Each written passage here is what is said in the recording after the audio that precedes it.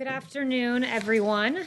I just spoke with the president, and he wanted to thank the commissioner of Big Ten football, Kevin Warren, and all of the players, parents, coaches, and fans who wanted more than anything to play football. The president was happy to get this thing going, and now you will have players in Maryland, New Jersey, Pennsylvania, Wisconsin, Ohio, Iowa, Indiana, Illinois, Minnesota, Mississippi, and Nebraska, who will now have access to football, which is very good to see. Transitioning to a much more somber topic, and one that is very important to the president, I want to talk a little bit about our police officers. 14 months ago, 2 deputies with the Los Angeles Police Department were sworn in to protect and serve their community. This past Saturday, these 2 deputies were ambushed. While sitting in their patrol car in Compton, California, a suspect approached the passenger side window, took aim, and fired multiple shots at point-blank range into the patrol car. "I've been shot, send help," begged one of the deputies over 911. This was a cowardly, brazen, and unprovoked attack against law enforcement. One of the deputies attacked was a 31-year-old mother of a 6-year-old boy. She was seen on security footage attending to the wounds of her partner, despite being shot in the jaw and arm herself. She is a true hero. Rushed to the hospital, these 2 deputies were targeted yet again. The LA County Sheriffs tweeted this: "To the protesters blocking the entrance and exit of the hospital emergency room, yelling 'We hope they die,' referring to 2 LA sheriffs ambushed today in Compton. They said this: 'Do not block emergency entries and exits to the hospital. People's lives are at stake.'" Truly despicable behavior from those protesters. People's lives are indeed at stake. And it is truly, quote, "a double miracle," as the Los Angeles Sheriff Alex Villanueva described it, that these 2 deputies are alive today. Targeting a police officer is an assault against your community. It is an assault against law and order. It is antithetical to what we value as Americans. We all remember the disastrous impact of the Ferguson effect. We do not want to see a repeat today. Defund the police is not just dangerous policy, it is a poisonous ideology. We must respect our police, not revolt against them.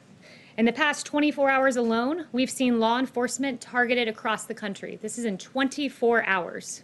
In Phoenix, a U.S. Marshal was ambushed and shot outside a federal courthouse in a drive-by shooting. In Linwood, California, a suspect approached a patrol car and fired a handgun into the passenger side window. In Suffolk, Virginia, a suspect opened fire on a marked police car, hitting the vehicle 3 times. This is within 24 hours. These acts are despicable. Rhetoric such as defund the police is likely to have negative consequences for law enforcement across the country, threatening the safety of our communities. As Los Angeles Sheriff Villanueva warned, the ambush in Compton is a, quote, "sober reminder. It's a dangerous job. Actions, words have consequences," he said. Our job does not get any easier because people do not like law enforcement. It pisses me off," he said. "It dismays me at the same time. There's no pretty way to say it." The president wants law and order, which is the best way to ensure peace on our streets. And he wants our police to be respected and protected. And with that, I'll take questions. Yes. Kayleigh, thank you so much. I have 2 questions, if you don't mind. The first one is about masks. This morning, CDC Director Robert Redfield testified that masks are more guaranteed to protect people from COVID than a vaccine.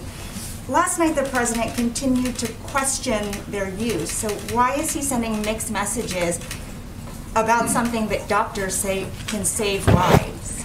The president has always supported mask wearing, and he's made many comments to that effect from this podium. Yesterday, he was pointing to a quote that even Dr. Fauci has noted, which is that masks can have unintended consequences. While we support wearing them, and it's patriotic to do so, the unintended consequences can be inappropriate usage, touching the mask, and then going on and touching something else. So the president very vividly described that unintended consequence that can come if not worn appropriately. And secondly, on September 3rd, you said the herd immunity so-called theory was something made up by the fanciful minds of the media. That was never something that was ever considered here at the White House. But last night, the president said that the country would eventually achieve herd mentality. I believe he meant immunity. to explain how the virus would, quote, go away. So did the White House shift its position about this in the past 2 weeks since you made those comments? And what is the position about using it as a strategy? Herd immunity has never been a strategy here at the White House. The president last night was noting herd immunity is over a period of time a country, a society can reach herd immunity. It's a fact. It was not a strategy ever presented here at the White House. And in fact, he went on in that very same exchange to say with the vaccine, this will go away very quickly, noting our strategy is to get a vaccine, and we will do so at the fastest rate for a novel pathogen. So he doesn't agree with Dr. Atlas's view that everyone should just catch it and then we'll move on. That's not Dr. Atlas's view. Dr. Atlas, I'm with him every day. He's never proposed herd immunity as a strategy, nor has the president. John. A couple of other questions on COVID, if I could. Have any members of White House staff recently tested positive for coronavirus? I don't share people's personal medical information. But we've heard in the past when that has been the case. Why the change? I've seen the reporting out there, but again, I'm not here to give people's personal identities. In the past, when I've discussed a case, unfortunately, that individual's name was leaked to the media. Okay. Secondly, something else that Dr. Redfield said was that while some people in high-risk categories may receive a vaccine by the end of the year, it would likely not be until the end of the second quarter or the third quarter before vaccinations were widely available. Is the president okay with that timeline, or does he want to see a vaccine more widely available earlier than that? We're still of the belief that we will have a vaccine by the end of the year. Operation Warp Speed has made it clear that their goal is to have more than 100 million doses. We're manufacturing in advance to make that a possibility. Right. You indicated that, but it was the idea of the vaccine being more widely available, like a flu vaccine, not until possibly next summer or maybe even early fall. We do believe that it will be widely available by the end of the year. It's why we partnered with Sanofi, GSK, Pfizer, and now Johnson & Johnson with $1 billion contracts to manufacture 100 million doses. So we still feel that we're on the right timeline. When you say widely available, do you mean to everyone or just people in high-risk groups? I'm not going to engage in a hypothetical, but it's our goal to have at least 100 million in production by the end of the year. Yes. I have two questions. You said that the president was talking about wearing a mask improperly last night, touching it, referring to what Dr. Fauci has said. But he said, quote, there are people that don't think masks are good. That's clearly not what the CDC director thinks, since he said today that masks are important, powerful public health tool we have. They could be even more protective against COVID than a vaccine. So have any medical experts told the president that masks aren't good, or is he only citing non-medical experts like he did last night? He's referring to the fact that when used appropriately, they can have unintended consequences, much like what Dr. Fauci said.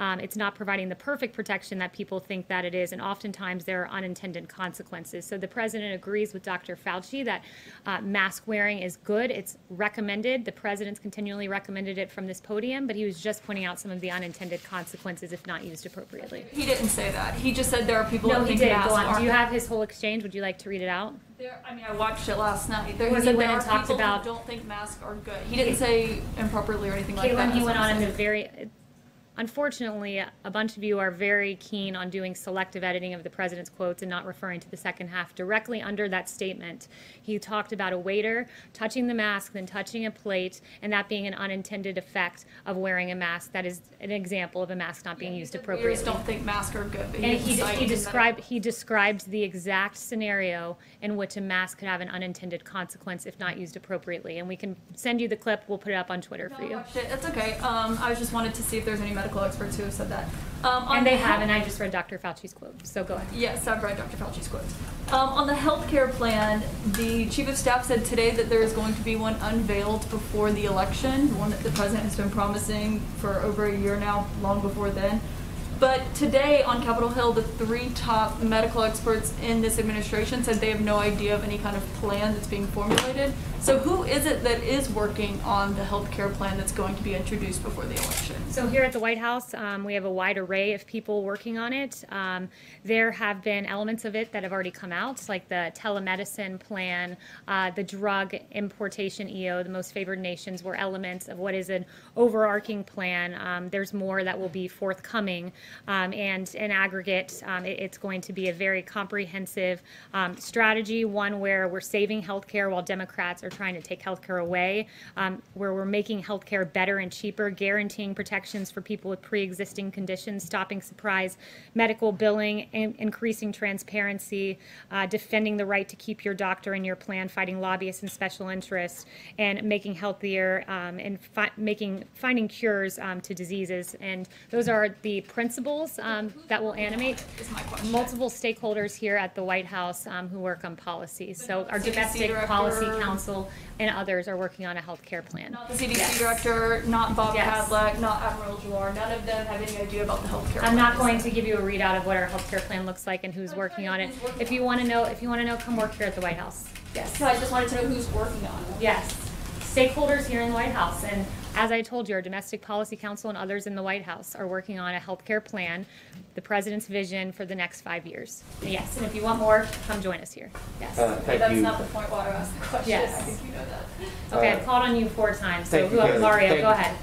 Thanks, Kayleigh. When should we expect the president to make a decision on TikTok?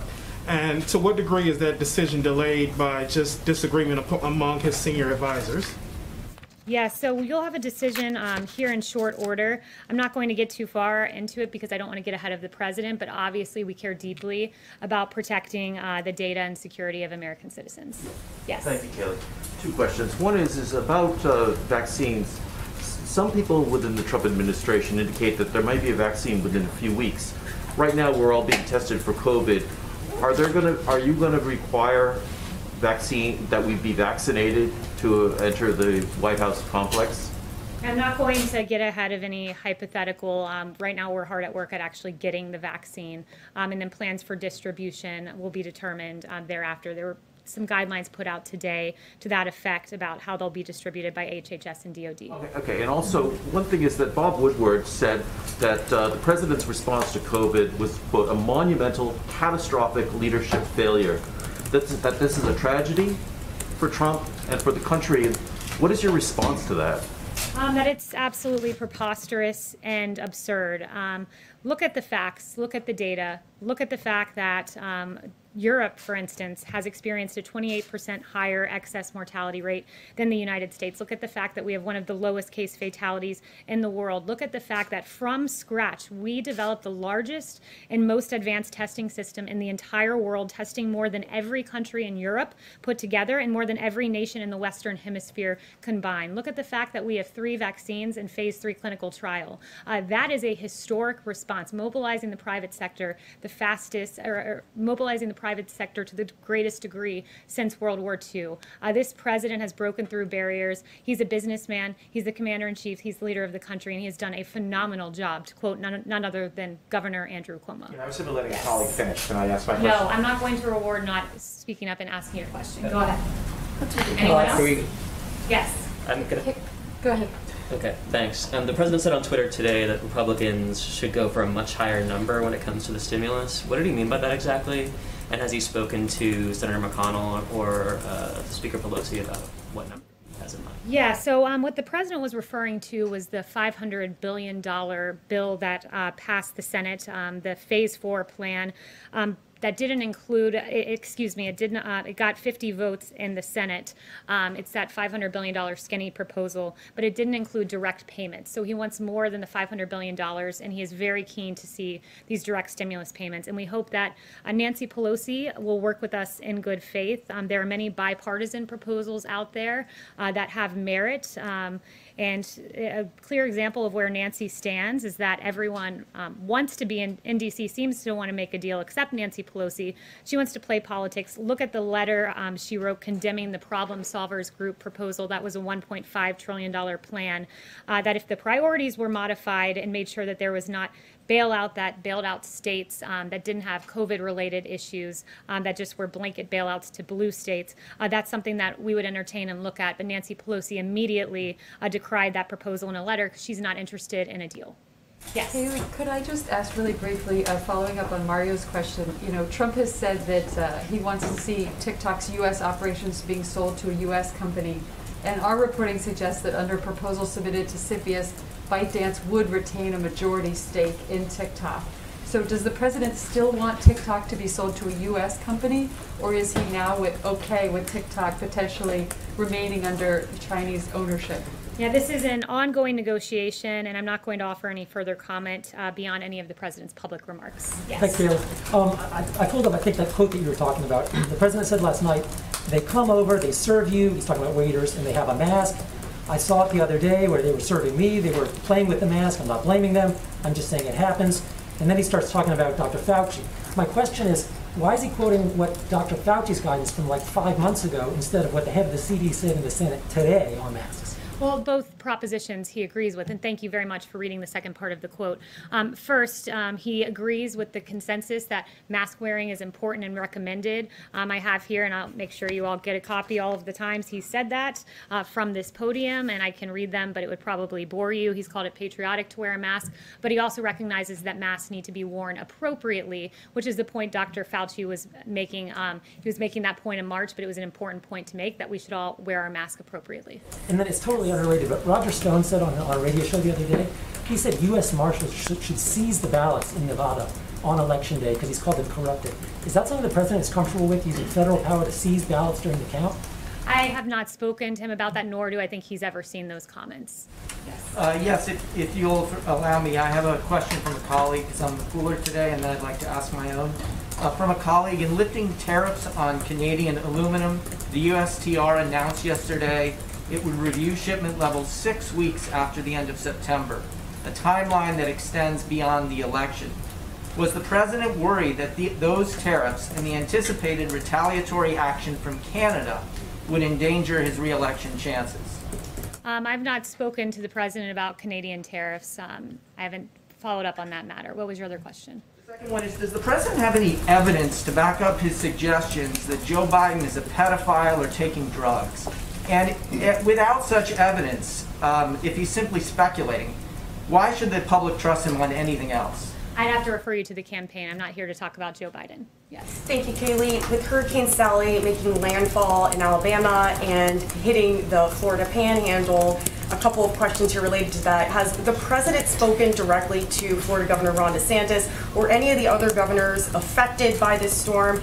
And at the same time, has the federal government made any changes to its programs since Hurricane Michael or the way it communicates with the state of Florida? Yeah, I haven't asked the president about who he's called specifically. I know the White House. I've spoken with IGA. I know the White House has certainly been in contact, and the chief of staff. But in terms of the hurricane, this president is engaging in an important response. FEMA is active. We have high water rescue teams, IMAT teams, disaster medical assistance, generators, 1.8 million meals, 1.5 million bottles of water. And as FEMA Administrator Gaynor has said, we are coordinating with the states right now. We have a significant footprint in Louisiana because of Hurricane Laura, so we are well postured. We're leaning into it to make sure that we meet all the needs of all three of those states. Are you aware, though, of any changes since Hurricane Michael that are being applied to this specific response? I've not looked at changes with hurricane response, but this president knows how to respond and will do so and protect the men and women of those three states. I also have the transcript from last night. I just wanted to ask you about one other line and get clarification. The president did say there are a lot of people that think masks are not good. Who are the people he's referring to, the lot of people? He was meaning that there are people who think they're not good when not used appropriately, as I've mentioned several times in this briefing. Yes. Thank you, Kayleigh. Two questions, if I may. One is, I suppose, has to be a hypothetical, but if someone who was at the ceremony the other day for the signing of the accords tested positive for coronavirus subsequently, would everyone who was present at the signing of the accords be notified through contact tracing? We do contact tracing, so close contacts are always notified.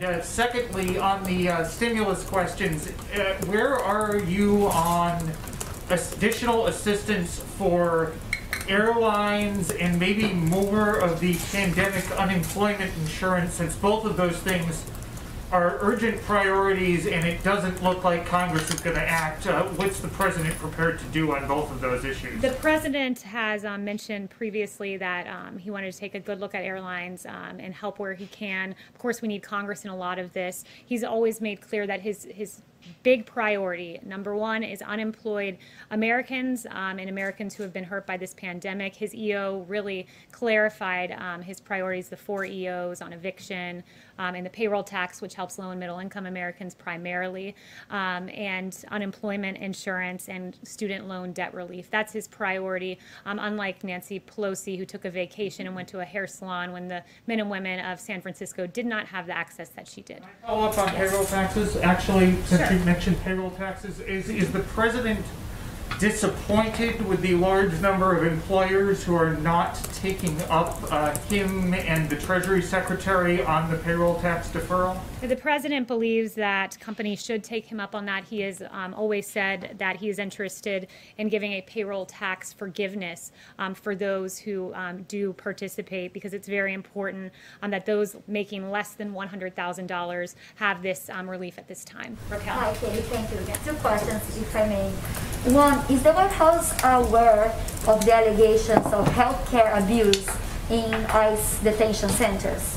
Yeah, I have not followed up on that. I'd have to refer you to DHS. I did see that report just before coming out here, but I'd refer you to DHS. Okay, another question. A new survey showed that the image of the U.S. in the world is the worst in 20 years, and President Trump is less trusted than Putin or Xi Jinping after COVID response. So why do you think many countries don't trust President Trump right now?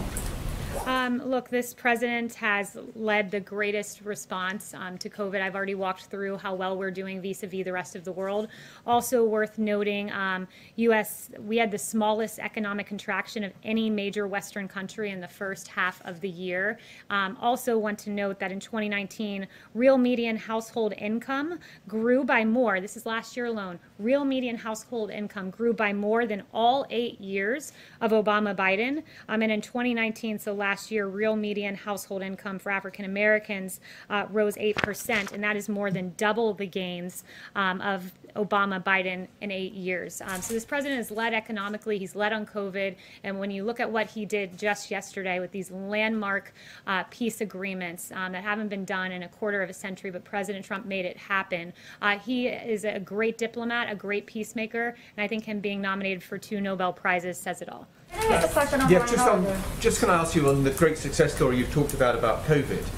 In the richest country in the world, you have 4% of the global population and 24% of the coronavirus deaths. How is that a success story?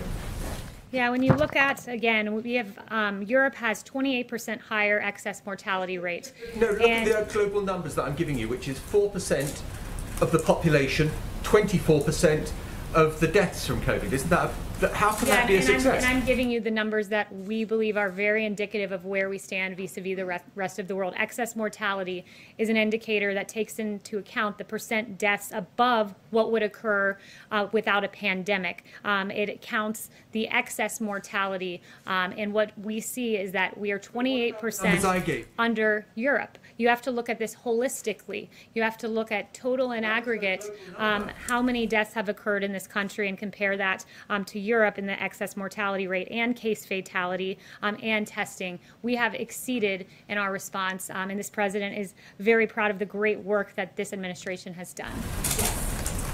Yeah. Is Michael Caputo welcome back after his 60-day leave after urging his followers on Facebook to stock up on ammunition?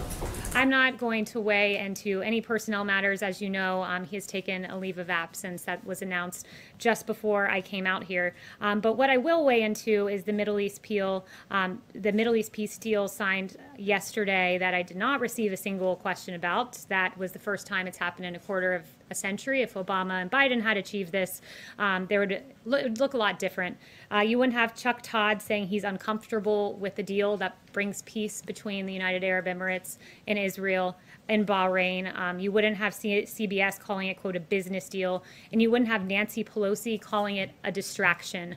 Maybe it's a distraction from her visits to the hair salon, but those were significant agreements. First time in a quarter of a century, 3 peace deals in 29 days. Took 26 years for the prior 2 peace deals. So this, the Nobel Peace Prize nomination for the president, 2 of them, very well deserved. Thank you. Kayleigh, if he's a law and order president, why does he keep breaking the law? Kayleigh, if he's a law and order president, why does he keep breaking the law?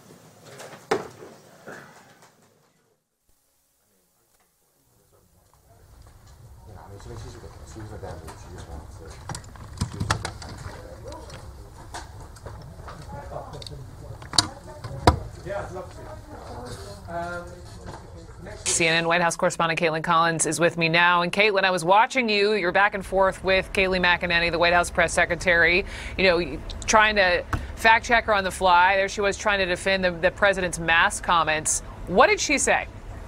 Well, it's a hard thing to defend because it's the president making a statement that contradicts what the Surgeon General said, what the CDC director testified hours later today during testimony on Capitol Hill, what many health experts in the administration have said, which is very simply that you should wear a mask. It helps stop the spread of COVID. The president has even said this at times. So, of course, that goes back to where he's contradicting himself last night. And so we simply asked, who was it that has told the president that masks are not good? Is there anyone besides waiters or any non-medical experts who have made this decision, this judgment call, and told the president as much? And we did not get an answer on that today in today's briefing.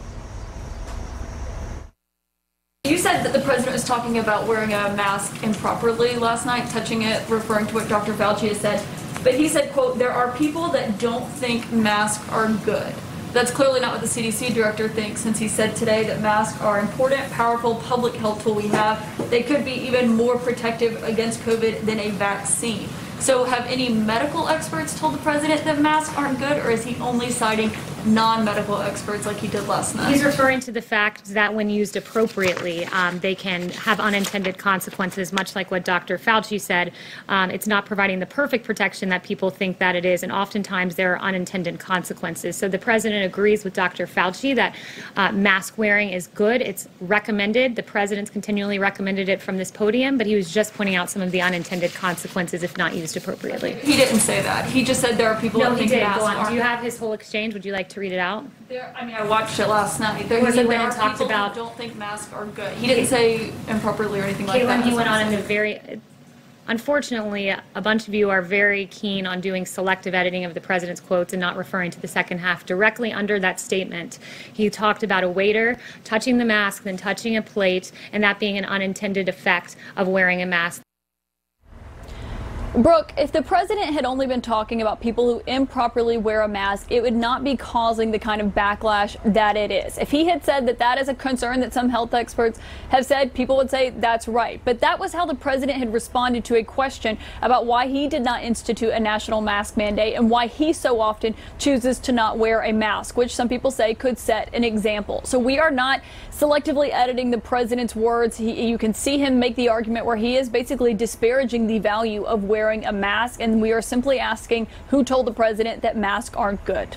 Right. Again, as you point out, despite what we heard from Dr. Redfield this morning, and also to his point just on vaccines, we know that the president, Caitlin, is also being, defended on his claim that the U.S. is just weeks away from a vaccine by White House Chief of Staff Mark Meadows. Again, we heard Dr. Redfield this morning saying maybe end of the year, but then it would be prioritized before we really get our hands on it, by the end of next year. Where is he getting this that it could be ready then? Yet no one has given as ambitious of a timeline as the president has, who went from saying a few days ago it could be as soon as 4 weeks. Now he is saying potentially even 3 weeks. I believe that's what he said in an interview yesterday. And the chief of staff, Mark Meadows, defended the president in this ambitious timeline. He said that he has been on the phone with some of the company executives, though he did not say which one. Is it Pfizer? Is it AstraZeneca? Any of these that are working on these trials, because he said he didn't want to mess with the markets. But that is a much more ambitious timeline than any expert has offered. And the question question is not just once it's ready and ready to go and they say it's safe, the FDA also has to approve it. Then, of course, what we've heard is they are going to give it to elderly people and healthcare experts first. So the idea that the general public is going to have a vaccine by the end of October is not feasible if you listen to the people who even work in this administration and are the medical experts. And so the question is it giving people false hope? Are they actually thinking that you're going to have a vaccine before Christmas, when in reality, at the best, you may not get one until next year, well into 2021? And so that's simply the question about whether or not the president is trying to offer out this ambitious timeline, because of course he knows voters are going to the polls already, starting to vote early and going on November 3rd, of course. Exactly. False hope in politics and public health all swirling together. Kaitlyn Collins, thank you.